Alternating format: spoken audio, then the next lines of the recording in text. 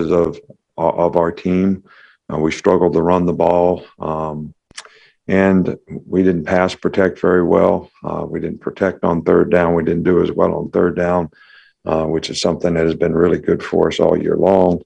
And I think, we're all responsible for that. It starts with me. We need to get those things fixed. Every coach, every player, including myself, needs to put our players in a position where they have confidence that if they do their job, things are going to work and we're going to have a chance to be successful. So we all need to work hard on, trying to get it right. And we can't tolerate, any less than that. And I think that needs to be the focus for, this game this week is we need to improve as a team. We need to do things better on a more consistent basis and, not put ourselves in the positions that we found ourselves in last week. It's great that Will Anderson, SEC Player of the Week, Defensive Player of the Week, a guy had an outstanding game for us, and he's played extremely well all year and certainly didn't disappoint anybody in this game. I think New Mexico State is a dangerous team because, they're one of these teams that are going to pass the ball. They're one of the, top 25 passing teams in the country. Quarterback's efficient. They got good skill guys. They've got a pretty good runner. They play a lot of pressure type stuff on defense, which, we're going to have to do a good job of. But again, I think the focus needs to be on, what we need to do individually and collectively as a group so that we get things right, moving into, this week. Okay, we'll get things started with Charlie. Charlie, go ahead. Yeah, hey, Coach. After watching the film, just how would you assess the play of the offensive line, and how much did Darian going out kind of affect the way that unit played? Well, I think Darian going out certainly didn't help the issue any. Chris got moved in, new right tackle. Right tackle did pretty well in the game, actually. And, Chris hadn't played center for a while. We had a couple snap issues. And, a couple times he probably, could have executed things a little better. I think he did a good job relative to the reps that he had. So we need to be more prepared that if something like that happens, that, guy's going to be confident enough and I think Chris was confident enough, but that he can go in there and, get the job done and do well. But that's no excuse. We need to be able to execute, and everybody's got to be able to do their job. We'll go to Mike Rodak. Just how did Bryce get through the game physically? What did you see on some of those plays where he got hit between the 4 sacks and some of the scrambles? Well, we didn't protect. They did some things a little differently than what we had prepared for. We have to do a better job of adjusting in the game, in game, and so that we have a chance to protect. They played a lot of blitz zero, which means they're playing straight man-to-man in the secondary, so it gives you opportunity to make plays. But the one thing you have to do is you got to be able to protect. And how many guys you send out for a pass really is not the most significant thing in those situations. And, schematically, we're going to have to work on being able to handle those things better because, people copycat. So if you have something that's been an issue for you in the past, you're probably going to see it again. So this is probably something that we'll see again and something that we need to be prepared for. We'll go to Nick Kelly. Do you have any more clarity on Darian's ankle in terms of how serious it is moving forward? He does have a lateral ankle sprain. We don't know. He's day-to-day right now. I don't know what his status will be for this game. It just depends on how he progresses, through this week. We'll go to Michael Casagrande. When you watch offensive line films, what are some of the things you're watching more closely that maybe the common viewer might not be noticing? Well, first of all, we've always had a culture of toughness around here. So I'm always looking for, how physical we play and how tough we playing, how we finish in plays, how we protecting our skill guys, as well as, the technical aspects. Are we doing things technically right? Footwork, hand placement, targets, those type of things. And those are all things that we need to improve on. We will go to Stephen Smith. Stephen, go ahead. Coach, you've always talked about playing winning football, but with this team and so many different personalities, how do you decipher which guys can take that tough coaching and which guys that you have to do a little bit of a different coaching style to get them to play that winning football? Yeah, well, I think, most guys that are out there playing on our team that are getting significant playing time, they're competing, they're working hard. They want to do well. They want to do well probably better than I want them to do well, or their coach wants them to do well, or the fans want them to do well. So it's not a matter of wanting to. It's a matter of, making sure that you're well prepared and that we do a good job as coaches of preparing them so that when they go in the game, they can, do the things that they want to do at a level that they want to do them at on a consistent basis, which is what's going to create value for a team. It's what's going to create value for them. So I don't think it's necessary to jump up and down and throw a fit to get them to want to do it. That's not the issue.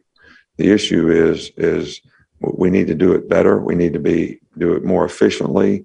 And we can't tolerate any less than that from, ourselves as coaches or as players.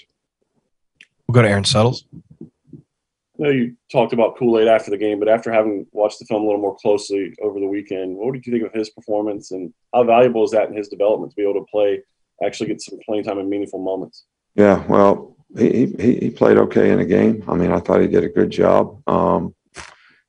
There's always things that, we can improve on. I did a pretty good job of covering in the game. Didn't make mental errors. He was well prepared and, he didn't do anything that was costly, to us in the game. So he did okay.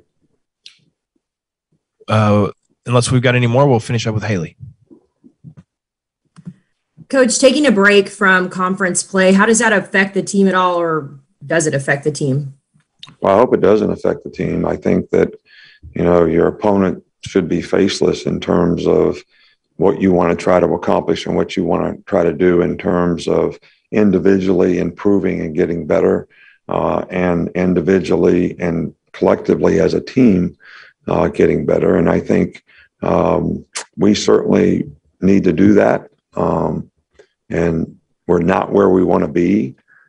So it shouldn't be like we're going to have some, this is a good break for us to not go try to improve and continue to be the best, players that we can be, the best team that we can be.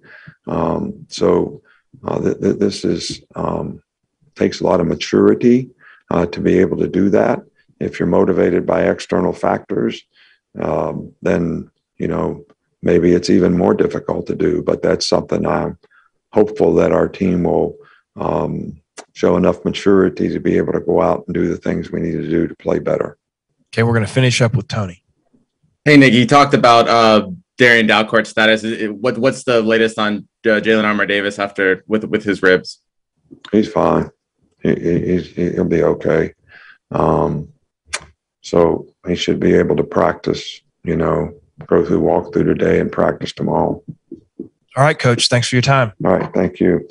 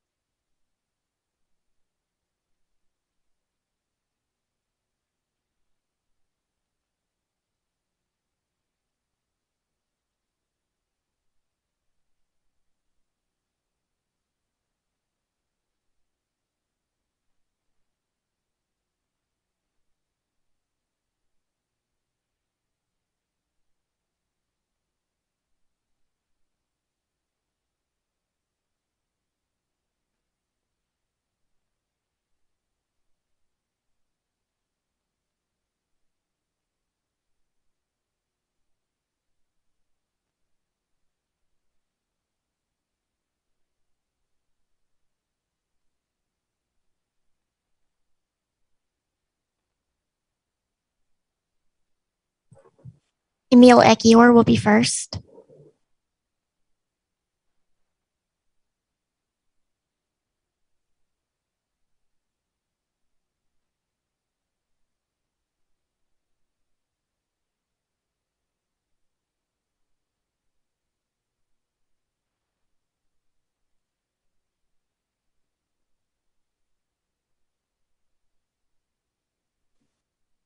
All right, we'll get started with Tony. Yeah, Emil, what does Darian Dalcourt contribute to the running game, and how big of a loss was that against LSU? I think Darren's a really valuable piece to our offensive line. And one thing about the O-line is all five guys have to work as one. So we have really good continuity with Darian in the lineup. And it really helps us when he's in. So it was a tough loss, and looking forward to having him back. Hopefully he's healthy this week. Nick Kelly. Hey, Emil, what needs to happen for you guys to win more one-on-one battles up front? I think the narrative is that the one-on-one battles will hurt us. I don't think that's really necessarily the problem. I think LSU had a really good game plan, and I think it limited us from getting up to the linebackers and getting to the second level as much because there were so many one-on-ones on the line. So that's like a big factor because they have a really good linebacker. I mean, they obviously have a really good linebacker in number 18. So we knew that coming to the game. The five-man front, the bear front, made it hard for us to get to the linebacker. So it wasn't necessarily the one-on-ones, but we can do a better job of, owning our individual blocks and then working on them more throughout the week. I mean, we have a really good, people practice against for one-on-one blocks with Phil Mathis and Will Anderson. So look forward to that and continue to get better. Michael Casagrande. Was it frustrating at times Saturday night when the running plays weren't going for many yards? I think it's always frustrating as offensive lineman because you want to establish the run, and that comes with scheme, comes with game plan. It's more than just 1-2 and effort. So I think the 1-2 and effort is definitely there, and I think some more things we can clean up as far as in-game adjustments and things like that. So we continue to work hard on that and try and improve like we've been trying to do this whole season. Joey. With Darian Dalcourt being injured, of course, Damon George has to take over right tackle. What is your assessment of him, and how good of a job do you think he did, stepping up and filling that role?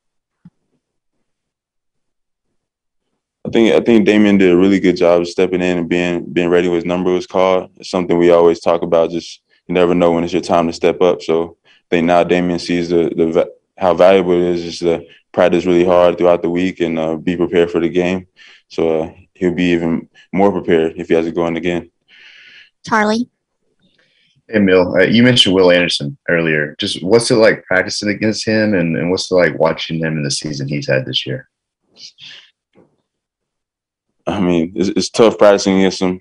I mean, obviously he's one of the best defenders in the country, but he's also really good at the same time because he's getting you better. So just knowing that you can block him and, going at it and competing with him, it makes you better for Saturday. And just seeing him out on the field is fun to watch. He brings a lot of energy to the team with the plays he makes. And, man, he's a valuable leader and a player on the field for us. Final two questions, Michael and then Stephen. Now, what do you think what are the common misperceptions fans have when they watch offensive line? It's a pretty technical thing that most people don't understand. What are the misperceptions and how do you try to clear that up? I think the misperceptions is that if something's not going well, like protection or the run game, that is solely just the offensive line. Like a lot goes into having a successful run player. Successful protection starts with the call, starts with the idea of the mic or whatever pressures are bringing and identifying them correctly, and just stuff like preparation throughout the week, like with scheme and game plan. So a lot goes into it, not just the 1-2, like I said earlier, or effort, because everybody does that on game day. We want to win the game and want to play hard. So, but other things go into it. Final question, Stephen. Emil, I know he's not the tallest guy in the world, or the biggest guy, but Bryce Young is so tough. Can you just describe just his toughness and taking a hit, bouncing back up? And it doesn't really seem to phase him. Like as an offensive lineman, How does that get you up seeing that my quarterback gets hit, but he bounces back up? Man, it's great to see, and it really, I think it encourages the rest of the offense to do better because obviously if he's getting hit, we're not doing our job as good as we should, and we never like to see that. So seeing him take one for the team, I mean, it's really encouraging, and we love Bryce for that, and that's why everybody on this team has so much respect for him and is willing to go to battle for him because we see him do things like that. So, I mean, obviously we want to do better because we never want to see him hit. So we got to continue to do our job better because that's not the goal to get him hit at all. So, yeah. Thanks, Emil.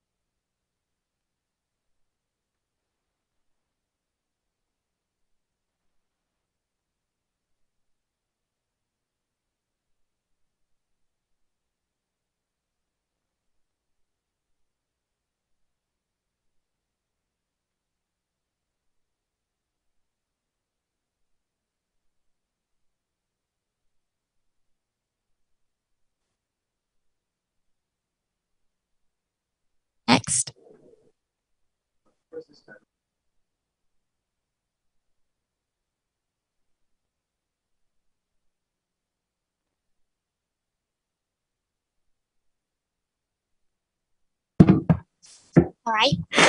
We'll get started with Charlie Potter. Go ahead, Charlie. Yeah, hey Henry. Just what's it been like playing alongside Will Anderson this season? And as a defensive player, do you think he deserves maybe some campaign for the Heisman Trophy? I mean, you guys see it every single Saturday. Will's all over the place making plays. I think Will should be up there. I really do. Nick Kelly.